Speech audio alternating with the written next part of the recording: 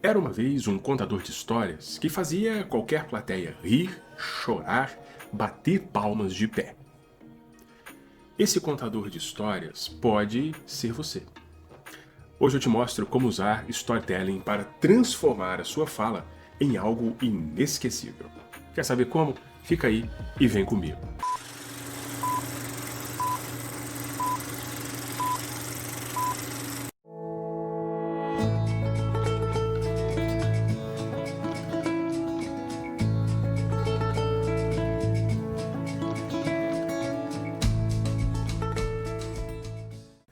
Aliás, o primeiro passo deve ser assim: professor, por que essa história funciona?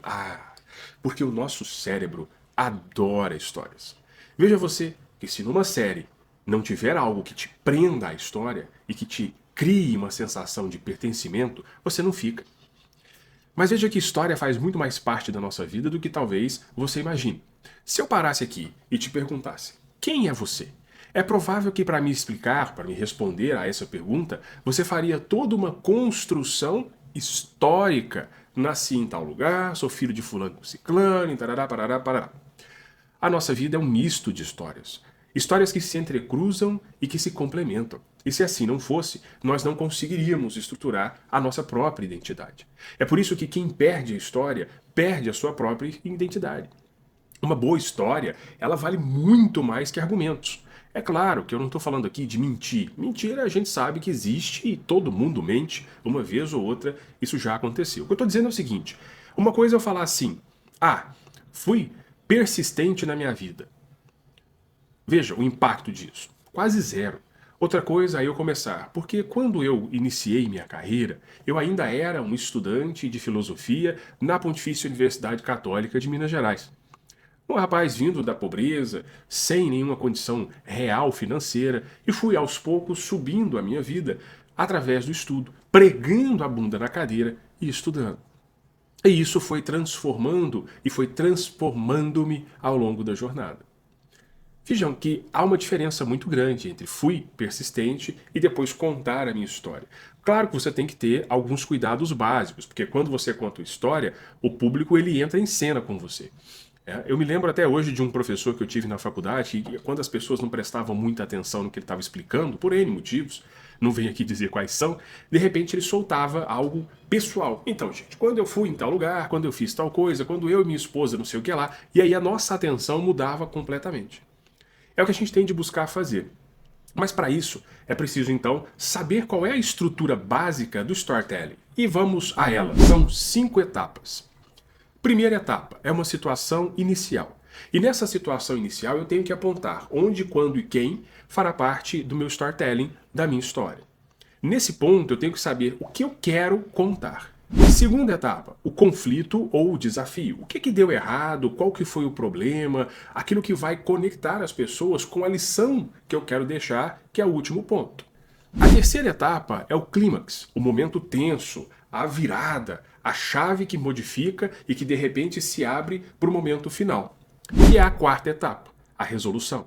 O que acontece no final que de fato vai transformar toda essa história em algo surpreendente. E por fim, a quinta e última etapa. O que você aprendeu ou quer que o público aprenda com essa sua história?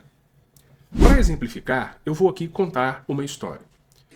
Era uma vez um mestre e um discípulo, e eles caminhavam por uma região deserta, uma situação muito complexa, a comida acabando, a água reduzida, e eis que de repente eles observam no alto de um morro uma casinha simples e humilde, e resolvem bater nessa casinha pedindo estadia. Uma família muito pobre, uma família muito simples, acolheu os dois por uma noite. E no jantar conversavam sobre a vida, e a família dizia que tinha uma vaca, e que essa vaca era a fonte de sustento daquela família. Dali eles tiravam leite para a alimentação das crianças e dali eles produziam, com excedente, aquilo que eles vendiam no mercado. E eles ouviram e se envaideceram ao mesmo tempo que se compadeceram de toda a situação e da vida que eles tinham. E foram dormir. No meio da noite, o mestre chama o discípulo e diz a ele: vá lá e empurre a vaca no precipício. O discípulo ficou chocado. O mestre, mas eles disseram que é a única coisa que eles têm que sustenta a vida deles. E o mestre insistiu: vá lá e empurre a vaca do precipício. O discípulo, contrariado, bravo, nervoso, chateado, foi lá e empurrou a vaca do precipício. Voltou, esbravejou com o mestre e disse: nunca mais eu sigo o senhor pode ir embora para um lado que eu vou embora para o outro. E o mestre apenas disse a ele: um dia você vai me entender. E separaram seus caminhos. Passado alguns anos, aquele ex-discípulo volta por aquela região e observa no mesmo local da casinha uma grande fazenda, uma estrutura de produção agroindustrial absurda, uma coisa fora do comum, e já imaginou, tá vendo? Foram obrigados a vender as terras, a sair daqui, sabe-se lá onde que foram se meter. Chegou na fazenda e resolveu perguntar a quem estava ali de quem era aquela propriedade. E os funcionários foram indicando, até que chegou num senhor. E ele disse: olá, bom dia, eu gostaria de saber o que foi feito com a família que morava aqui nessa casinha, porque eu passei aqui há alguns anos com o meu mestre, e aí o senhor disse: me lembro de vocês. E aí o ex-discípulo disse: mas como assim? O senhor é aquele senhor, o dono daqui? Ele falou: sim, aqui sempre foi nosso, nós não saímos daqui. Aconteceu um milagre naquele dia. Naquela noite em que vocês ficaram por aqui, a nossa vaca apareceu caída no precipício. E aí, ao invés de me desesperar, eu entendi aquilo como um sinal. E comecei a planejar como é que poderia fazer de outra maneira a nossa vida. Comecei a arar o campo, a plantar, e o plantio foi dando certo, eu fui colhendo e replantando e expandindo, e graças à queda da minha vaca, eu estou aqui hoje. Moral da história: muitas vezes em nossa vida, para que a gente mude a nossa perspectiva e sacuda a poeira, é preciso empurrar a vaquinha do comodismo no precipício. Vejam como é interessante contar uma história para tentar ilustrar algum exemplo ou para deixar alguma dica para sua plateia. Mas complementando, eu vou deixar também algumas técnicas expressivas que podem ajudar o seu storytelling. A primeira técnica: use sempre diálogos. Em vez de meu chefe gritou comigo, diga: ele olhou bem nos meus olhos e disse: isso aqui está uma bagunça. Professor, mas eu tenho que usar técnicas de teatro. Bem-vindo ao mundo. Oratória também é interpretação. Segunda, descreva bem o ambiente. Sabe como? Dá cor, dá som, dá cheiro. Faça a sua plateia quase que sentir aquele perfume da flor nascendo na primavera, nos campos da Toscana. Tá, nem sei se tem flor na primavera na Toscana, mas enfim. Ao invés de dizer: o elevador tá parado, o que eu vou dizer? O elevador parou, as luzes começaram a piscar, olha o gestual. O meu coração disparava e eu fui ficando sem ar, eu fui ficando sem fôlego para poder estruturar e pensei: o que faço agora?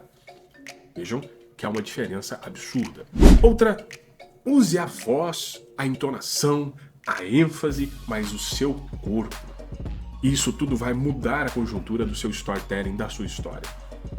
E quando você faz isso, você vai conseguir inclusive contar aquela história da fila do banco como se fosse um episódio com participação do melhor artista de ação que existe por aí. Eu não sei quem é atualmente.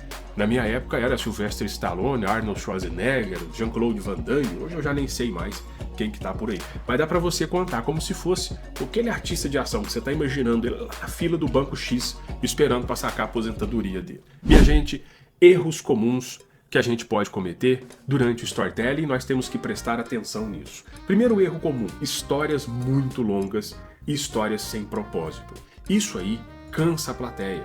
Se você não souber contar a história e não tiver um propósito ao final da história que se vincula com a sua fala, isso pode ser mais prejudicial do que você imagina.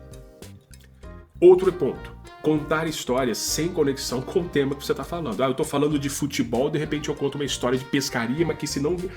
Olha, não tem jeito. Se você começar a perder credibilidade, entenda, a plateia você tem um nível de credibilidade. E se esse nível de credibilidade ele começa a baixar muito, isso se torna um problema para você. Daqui a pouco ninguém mais está atento ao que você está falando e nem presta atenção na sua fala. Outro aspecto: exagerar tanto na história que fica parecendo mentira e história de pescador. Com todo respeito, pescadores, mas enfim, a fama de vocês com relação a contar a história não é tão boa, não é mesmo? Então, é preciso que a gente entenda isso. Eu posso acabar transformando aquilo que seria bacana, legal, propositivo em algo desnecessário. E por último, esquecer o ponto central da narrativa. Não, eu vou contar uma história... Então, aí fica parecendo aquele personagem, Chapolin Colorado, quando ele ia falar um ditado, não sei se vocês se lembram disso, e não lembrava mais o ditado, e a coisa se perdia. Dica prática, pessoas, antes de contar uma história, pergunte: essa história ajuda a minha ideia principal a ficar mais clara, mais forte? É possível melhorar? Se não, esqueça isso e troque, porque isso não vai te ajudar de forma nenhuma no storytelling. Lembre-se, a história precisa conectar e potencializar a sua apresentação, a sua fala.